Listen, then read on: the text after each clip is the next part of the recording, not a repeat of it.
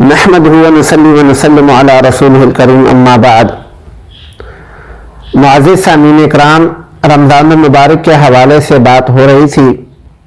آج انشاءاللہ رمضان المبارک اور قرآن مجید کا آپس میں تعلق کے عنوان سے بات ہوگی۔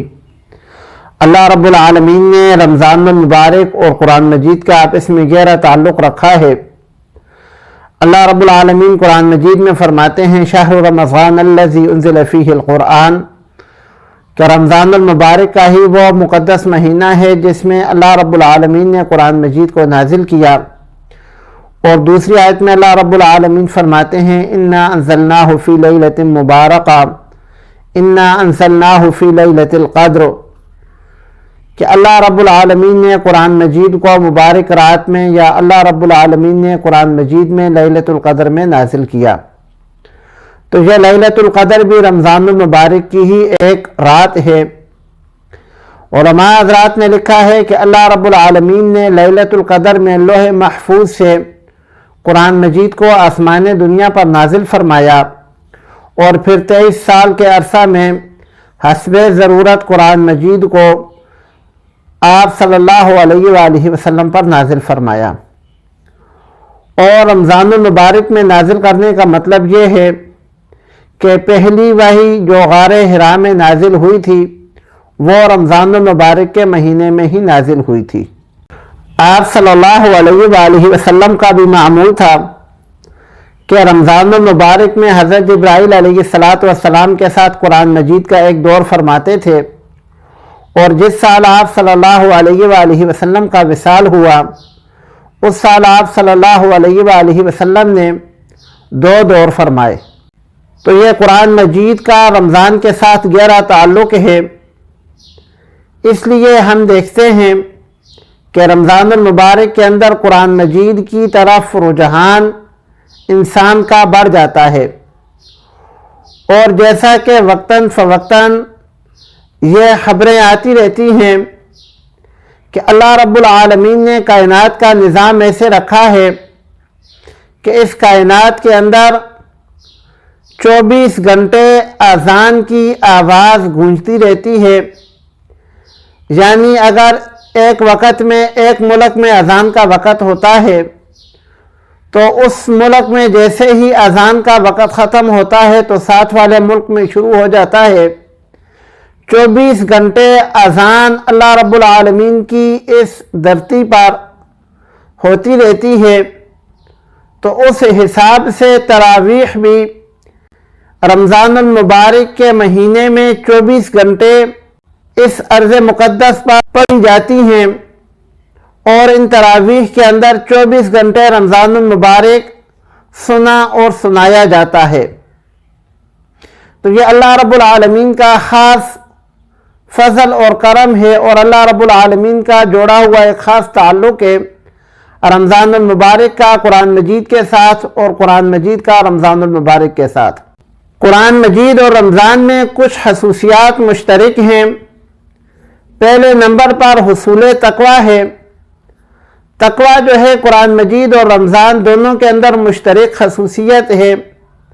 اللہ رب العالمین قرآن مجید میں فرماتے ہیں یا ایھا الذین آمنوا کتب علیکم الصیام، اے ایمان والو تم پر روزے فرض کیے گئے ہیں، کما کتب علی الذین من قبلکم، جیسا کہ تم سے پہلے لوگوں پر فرض کیے گئے تھے، لعلکم تتقون، تاکہ تم متقی بن جاؤ۔ تو روزوں کے فرض کرنے کا مقصد اللہ رب العالمین نے بتایا ہے کہ یہ تقویٰ ہی ہے۔ اور قرآن مجید میں اللہ رب العالمین فرماتے ہیں ذالک الکتاب لا ریب فیہ ھدی للمتقین، قرآن مجید اللہ رب العالمین کی وہ کتاب ہے جس میں کوئی شک نہیں، اور یہ ہدایت ہے متقین کے لیے، تقوی والوں کے لیے۔ یعنی قرآن مجید سے استفادہ وہی حاصل کر سکتا ہے جو تقوی والا ہوگا۔ تقوی پیدا کرنا یا تقوی حاصل کرنا یہ رمضان المبارک کا بھی مقصد ہے اور قرآن مجید کا بھی مقصد ہے، تو اس مقصد میں دونوں ایک ہیں۔ دوسری خصوصیت جو قرآن مجید میں اور رمضان المبارک میں مشترک ہے وہ شفاعت کی ہے۔ آپ صلی اللہ علیہ وآلہ وسلم کی حدیث کا مفہوم ہے مسند احمد میں حضرت عبداللہ بن عمر رضی اللہ تعالی عنہما اس کے راوی ہیں۔ حدیث شریف کا مفہوم یہ ہے کہ قیامت والے دن روزہ اللہ رب العالمین کی بارگاہ میں سفارش کرے گا کہ الہ العالمین، میں نے اس بندے کو دن بھر کھانے پینے سے اور خواہش سے روکے رکھا، اس لیے الہ العالمین میری سفارش اس بندے کے حق میں قبول فرما۔ قرآن مجید اللہ رب العالمین کی بارگاہ میں سفارش کرے گا کہ الہ العالمین، میں نے اس بندے کو رات کو سونے سے روکے رکھا، یہ تراویح میں مجھے پڑھتا رہا یا سنتا رہا، تو الہ العالمین میری سفارش اس کے حق میں قبول فرما۔ اللہ رب العالمین دونوں کی سفارش قبول فرمائیں گے، تو یہ رمضان اور قرآن کے اندر جو دوسری مشترک خصوصیت ہے وہ شفاعت یا سفارش کی ہے۔ رمضان المبارک اور قرآن مجید کے اندر تیسری جو خصوصیت مشترک ہے وہ تقرب الہی ہے۔ سنن ابن ماجہ میں روایت ہے، حضرت ابو ہریرہ رضی اللہ تعالیٰ عنہ اس کے راوی ہیں۔ روایت کا مفہوم یہ ہے کہ اللہ رب العالمین انسان کی نیکی کا اجر 10 سے 7 گنا اور اس سے بھی زیادہ بڑھا چڑھا کر دیتے ہیں، لیکن رمضان کا روزہ ایک ایسی چیز ہے کہ اللہ رب العالمین اس کا اجر خود دیں گے، یعنی رمضان المبارک کے روزے کا اجر اللہ رب العالمین اپنی شان کے مطابق عطا فرمائیں گے، اس کی کوئی انتہا اللہ رب العالمین نے بیان نہیں فرمائی۔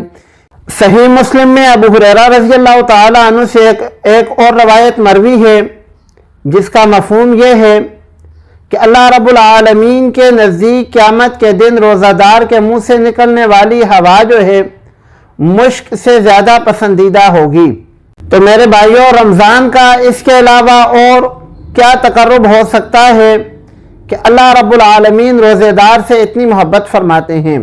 اور قرآن مجید کے متعلق سنن ابی داؤد میں حضرت ابو ہریرہ رضی اللہ تعالیٰ عنہ سے روایت مروی ہے جس کا مفہوم یہ ہے کہ جب کچھ لوگ، کوئی قوم کسی جگہ پر بیٹھ کر اکٹھے ہو کر اللہ رب العالمین کے کلام کا دور کرتے ہیں، قرآن مجید کا دور کرتے ہیں، تو اللہ رب العالمین کی خاص رحمت ان کو ڈھانپ لیتی ہے اور ملائکہ رحمت ان کے گرد دائرہ بنا لیتے ہیں، اور اللہ رب العالمین ان کا ذکر فرشتوں کی مجلس میں جو ان سے بہتر ہیں ان میں کرتے ہیں۔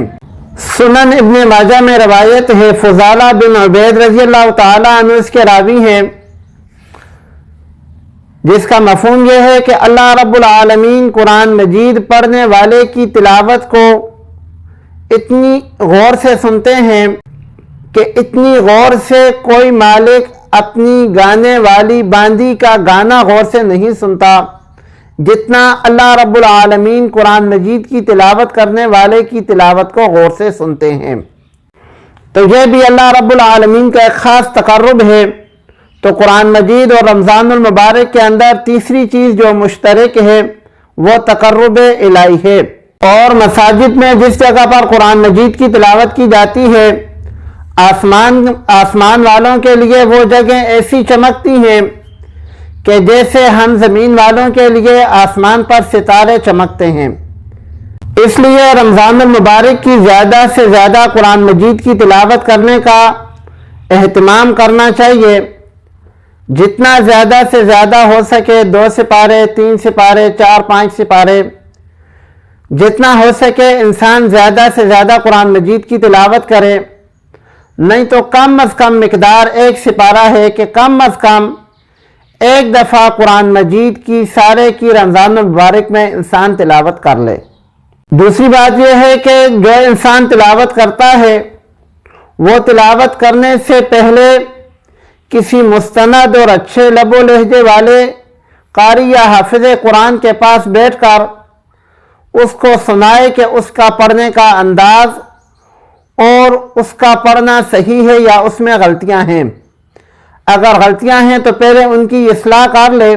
اس کے علاوہ قرآن مجید کو ترجمے اور تفصیل کے ساتھ پڑھنا یہ بھی قرآن مجید کا حق ہے۔